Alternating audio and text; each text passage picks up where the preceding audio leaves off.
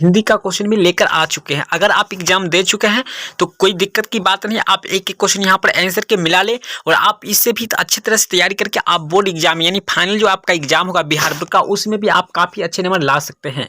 तो चलिए टेंशन की बात नहीं, आप एक एक क्वेश्चन यहाँ पर आंसर मिला लीजिए। हम सभी के सभी क्वेश्चन आपको बताने वाले हैं, प्लस में यहाँ पर मैं सब्जेक्टिव भी बताने वाले हैं। जो भी छात्र अभी तक एग्जाम नहीं दिए हैं, जो भी छात्र अभी तक अगर परीक्षा नहीं दिए हैं, तो उनके लिए तो बल्ले बल्ले, उनको मैं सब्जेक्टिव प्लस आंसर भी बताने वाले हैं।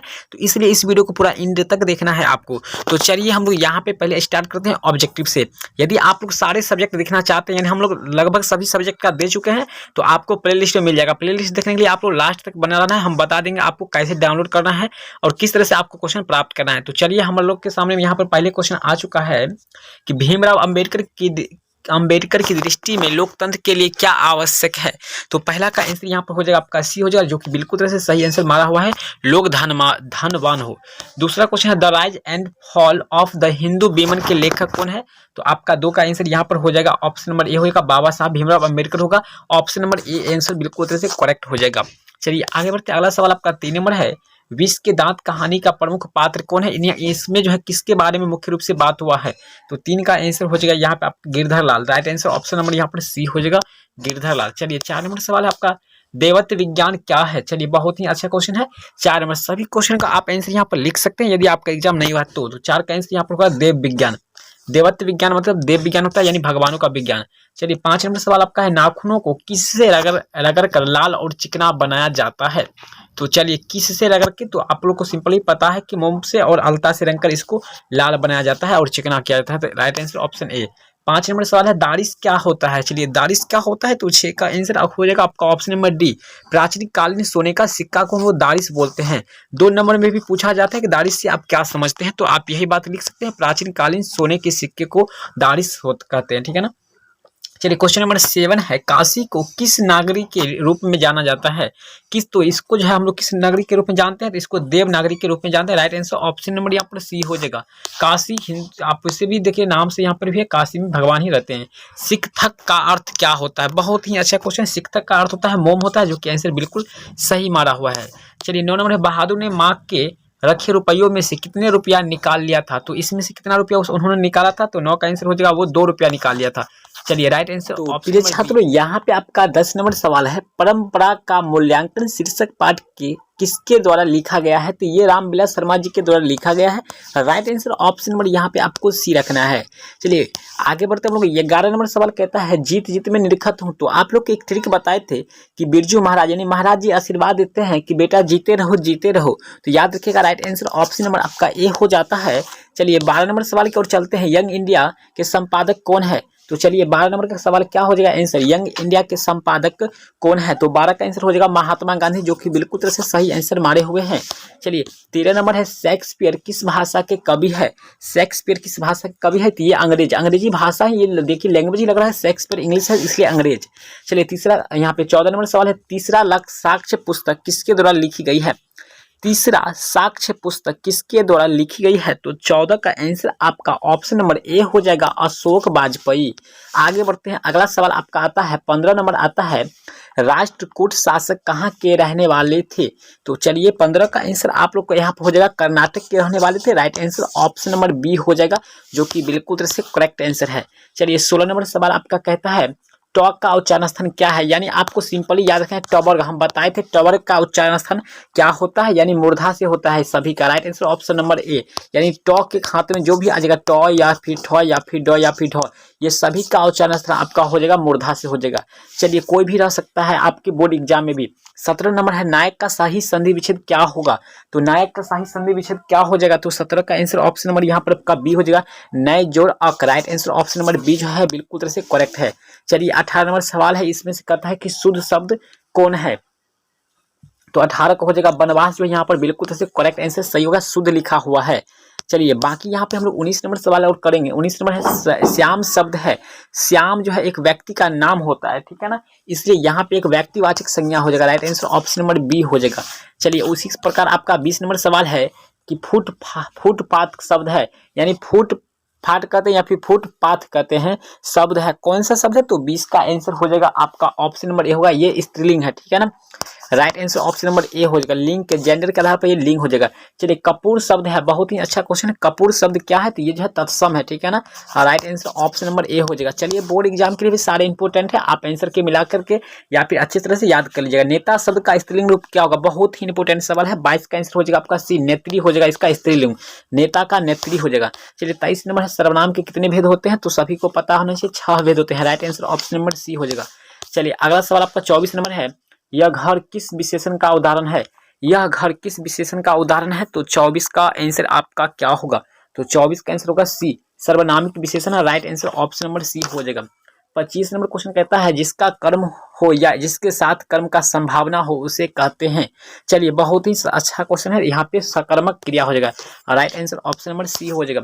26 नंबर सवाल कहता है, रसखान किस राजवंश में उत्पन्न हुए थे? तो रसखान जो किस राजवंश में उत्पन्न हुए थे? बहुत ही अच्छा क्वेश्चन है। तो 26 को गए पठान राजवंश में, ठीक है। Right answer option number A होगा। बी ऑप्शन बिल्कुल गलत मारा हुआ है।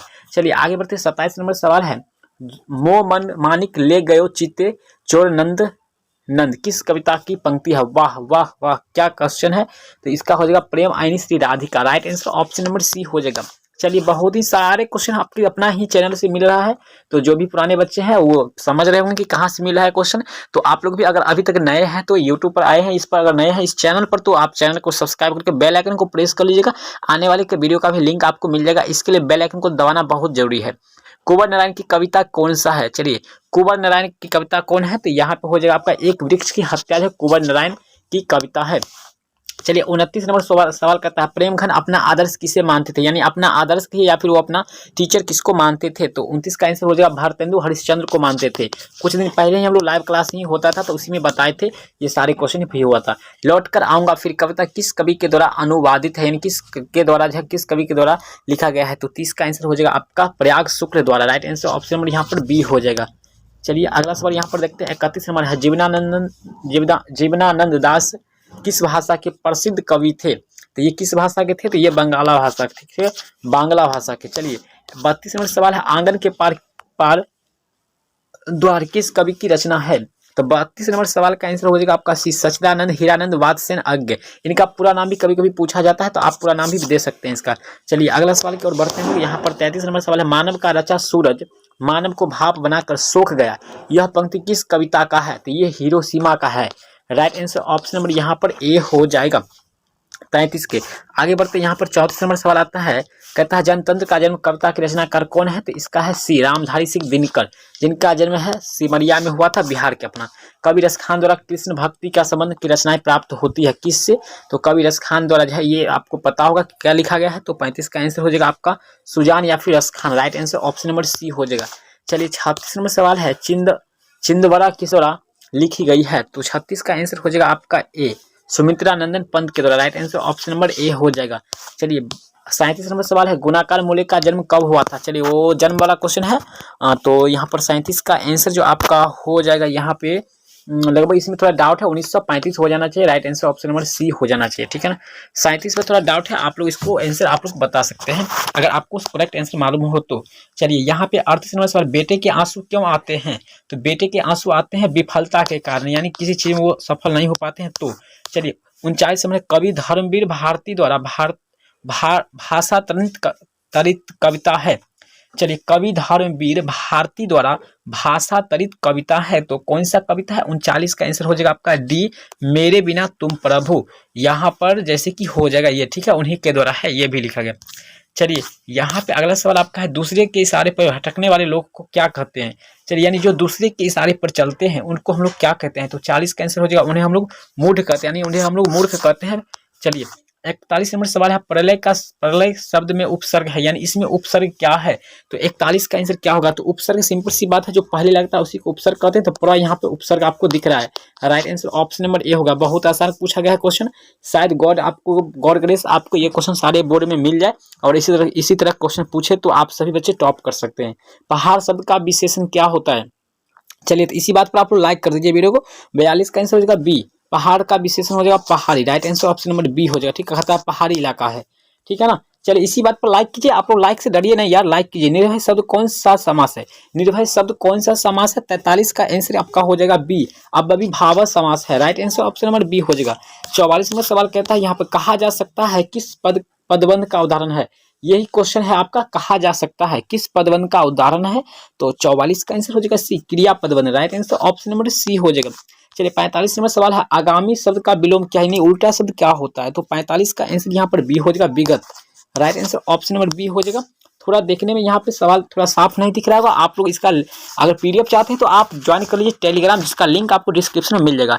जो मापा ना जा सके एक शब्द के लिए उसे क्या कहते हैं हम लोग, बहुत ही आसान सवाल है, उससे हम लोग क्या कह सकते हैं? तो उसे हम लोग अपरिमेय कहते हैं, ठीक है ना, या आप माप कहते हैं। राइट आंसर ऑप्शन नंबर यहाँ पर डी हो जाएगा।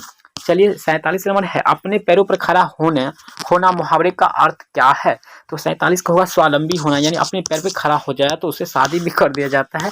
चलिए 48 नंबर सवाल है, शुद्ध वाक्य क्या है? तो 48 का आंसर क्या हो जाएगा? फटाफट मार दीजिए यहाँ पे, मुझे किताब दो। शुद्ध वाक्य तो यहाँ पर है, मुझे किताब दो। चलिए आगे बढ़ते हैं, यहाँ पे 49 में मधुर शब्द में प्रत्यय क्या है? बने रहिएगा, मैं आगे क्वेश्चन भी बताऊंगा, क्योंकि आपके बोर्ड एग्जाम के लिए भी तैयारी यहीं से करना है। तो आपका डी हो जाएगा रॉ, मधुर शब्द में प्रत्यय हो जाएगा आपका रॉ। प्रत्यय मतलब लास्ट में लगता है, सो मधु प्लस रॉ, मधुर। चलिए 50 में सवाल है, सूर्योदय हुआ है और कुहासा जाता रहा, ये किस वाक्य का उदाहरण है? तो 50 का आंसर हो जाएगा आपका यहाँ पर बी हो जाएगा, संयुक्त वाक्य, ठीक है ना, इसमें दो वाक्य जो है संयुक्त होकर जुड़ा हुआ है। 51 है, रकम्पा किस किस्म का आदमी था? रकम्पा जो है जुआरी टाइप का आदमी था।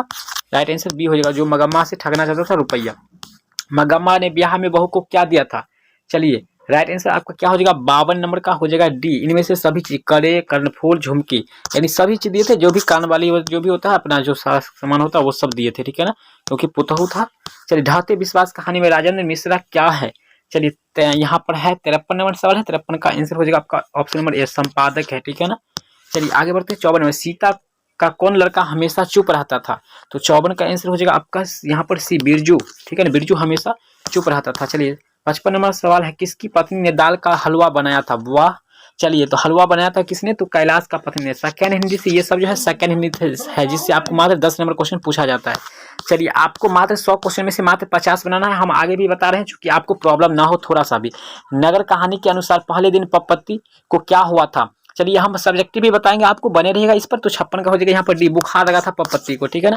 चलिए 57 है, बिरजू की पत्नी का क्या नाम था? बिज्जू की पत्नी का क्या नाम था? तो 57 का जो आंसर यहाँ पर हो जाएगा ऑप्शन नंबर ए हो जाएगा, पुष्पा।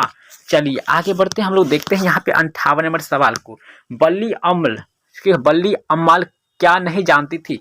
तो 58 नंबर सवाल का आंसर हो जाएगा आपका, पढ़ना नहीं जानती थी, ठीक है ना, वो मूड थी एक तरह से समझिए। चलिए आपका 59 नंबर सवाल कहता है, लक्ष्मी के ससुर किस बांध में काम करते समय पत्थर से दबकर शहीद हो गए थे? ओहो, शहीद हो गए थे। तो 59 का आंसर आपका हो जाएगा डी, हीराकुंड बांध। चलिए राइट आंसर ऑप्शन नंबर यहाँ पर डी हो जाता है। चलिए अगला सवाल आपका 60 नंबर, मंगू की माँ अस्पताल को किसकी उपमा देती है? चलिए अस्पताल को किसकी उपमा देती है? तो 60 का आंसर हो जाएगा ए, गौशाला का, जो कि बिल्कुल सही आंसर मारा हुआ है। चलिए आगे बढ़ते हैं, अगला सवाल हम लोग देखते हैं यहाँ पे 61 नंबर है, जाति पाति तोरक मंडल का वार्षिक सम्मेलन कब हुआ था? तो 61 का यहाँ पे आंसर हो जाएगा आपका क्या? तो 61 का हो जाएगा ऑप्शन नंबर ए हो जाएगा, सन 1936 हुआ था। चलिए हम सारे क्वेश्चन का अब इसके बाद आप यहाँ पर आंसर के देख सकते हैं, या फिर हमें बोले तो आपको मैं सारा क्वेश्चन बता दूंगा। विश्व के कहानी में खोखा किन मामलों में अपवाद था? तो घर के सभी नियम में लगभग वो मामले में अपवाद था। तो 62 के यहाँ पर उसे हो जाएगा घर के सभी नियम में, यानी नियम नहीं है तो यहाँ पे नियम न मानने में। राइट आंसर ऑप्शन नंबर यहाँ पर बी में, ठीक है ना। चलिए 63 नंबर सवाल है, मैक्स मुलर को किसने वेदांतों की वेदांती कहा था? कुछ दिन पहले ही यार बताएं, सारे क्वेश्चन ऐसी है ही नहीं बताएं, तो बी आंसर हो जाएगा स्वामी विवेकानंद। चलिए अगला सवाल आपको यहाँ पर है, आता है, हैकल कौन थे जी? तो यहाँ पर 64 का जो आंसर हो जाएगा आपका बी हो जाएगा, जंतु वैज्ञानिक थे ये, ठीक है ना। चलिए आगे बढ़ते हैं, यहाँ पे नाखून क्यों बढ़ते हैं, यह प्रश्न लेखक से किसने पूछा था? तो उनकी छोटी लड़की। राइट आंसर आपका ऑप्शन नंबर ए हो जाएगा।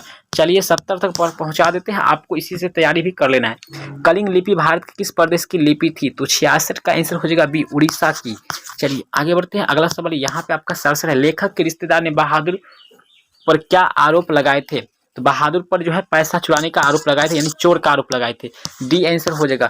चलिए 69 नंबर सवाल है आपका, 68 नंबर, एक वृक्ष की हत्या शीर्षक कविता में वृक्ष को कवि ने किस रूप में प्रस्तुत किया है? वृक्ष को किस रूप में प्रस्तुत किया है? तो 68 का आंसर हो जाएगा आपका यहाँ पर वृक्ष के रूप में ही किया है। राइट आंसर ऑप्शन नंबर यहाँ पर डी हो जाएगा। चलिए 69 नंबर सवाल आप लोग को दिख रहा है, रेनर मारिया रिल्के के पिता का नाम क्या था? उनके पिता का नाम क्या था? तो बताइए यहाँ पे आपका है 69 नंबर, तो 69 का आंसर हो जाएगा आपका सी जोसेफ रिल्के, ठीक है ना। चलिए अंतिम सवाल हम लोग देखते हैं 70 नंबर, कवि जीवनानंद दास किस भाषा के कवि थे। तो हमने ऊपर में भी इसका क्वेश्चन देखे थे, बांग्ला भाषा के। राइट आंसर ऑप्शन नंबर यहाँ पर बी हो जाएगा। चलिए हम लोग सीधे चलते हैं सब्जेक्टिव को, और बाकी भी यहाँ पर है, आप लोग देख सकते हैं। ये सारे क्वेश्चन भी आपको देखना है, तो अगर आपको इसको देख सकते हैं, हम लोग के पास लगभग सभी क्वेश्चन आ चुका है, ओस्ट शब्द है, यहाँ पर सारी चीज़ है, तो सारा का आंसर के भी आपको मिल जाएगा, सारे क्वेश्चन देख लिए होंगे। चलिए हम लोग देखते हैं सब्जेक्टिव। तो दोस्तों यहाँ पे आपका सब्जेक्टिव सवाल भी आ चुका है, जैसे कि यहाँ पर देख रहे हैं खंड बी है, यानी खंड ए में आपका ऑब्जेक्टिव था और खंड बी में अब आप लोग को सब्जेक्टिव यहाँ पे मिल रहा है। तो चलिए अगर अभी तक भी आप लोग को लाइक नहीं किया तो यार लाइक कर दो वीडियो को, अगर पहली बार आए हैं तो चैनल को जरूर सब्सक्राइब करिए, क्योंकि मैं बिहार बोर्ड के लिए भी आपको इस तरह के क्वेश्चन देते रहेंगे। यहाँ पे आप लोग देख रहे हैं सारी चीज़ यहाँ पे ऐसे चुना भी गया है, ठीक है ना। आप चाहे तो इसको यहाँ पर देख सकते हैं, इसका PDF लेना चाहते हैं तो आपको टेलीग्राम ज्वाइन करना होगा, जहाँ का लिंक आपको डिस्क्रिप्शन में मिल जाएगा, ठीक है ना, ज्वाइन कर लीजिए। चलिए वैसे में आप कुछ इंपॉर्टेंट सवाल आपको बता देते हैं जो कि इसमें आपको पूछा गया। अगर इसका आंसर चाहते हैं आप लेना तो आंसर आपको मिल जाएगा प्लेलिस्ट पे। प्लेलिस्ट कैसे देखना है आपको, इस पर भी हम वीडियो बना चुके हैं ऑलरेडी, इससे पहले वाले क्वेश्चन पर हम लोग दिए थे, तो वहां से आप देख सकते हैं। तो चलिए यहाँ पे आपको देखिए कुछ बताते हैं यहाँ पर क्या निबंध कहाँ किस पर लिखना है। तो चलिए निबंध की बात करेंगे तो हम लोग यहाँ पर आप लोग को दिखाई पड़ जाएगा, यहाँ पे देखिए अब है ना, निम्नलिखित में किसी एक विषय पे आपको निबंध लिखना है। देशभक्त पर लिखना है, या फिर बेटी पढ़ाओ बेटी बचाओ, या फिर जल संरक्षण पर लिखना है, या फिर आपको यहाँ पे जाति व्यवस्था पर लिखना है, या परीक्षा में कदाचार मुक्त पर आपको लिख देना है, ठीक है ना। चलिए उसी प्रकार आपका यहाँ पर 4 है, निर्धन छात्र की सहायता के लिए आपको इसमें लिख देना है। वहीं इसका आपको यहाँ पे क्वेश्चन है, बुक से आपका क्वेश्चन है, तो यहाँ पे आप देख सकते हैं कि सारे बुक का क्वेश्चन है, तो आप यहाँ से देख सकते हैं, सारे क्वेश्चन देख लीजिएगा। चलिए मिलते हैं नेक्स्ट वीडियो में। अगर वीडियो पसंद आएगा तो वीडियो को लाइक करना मत भूलिएगा, अगर लाइक कर दिए हैं तो अगर चैनल पर को सब्सक्राइब नहीं किया तो सब्सक्राइब करना मत भूलिएगा। मिलते हैं नेक्स्ट वीडियो, तब तक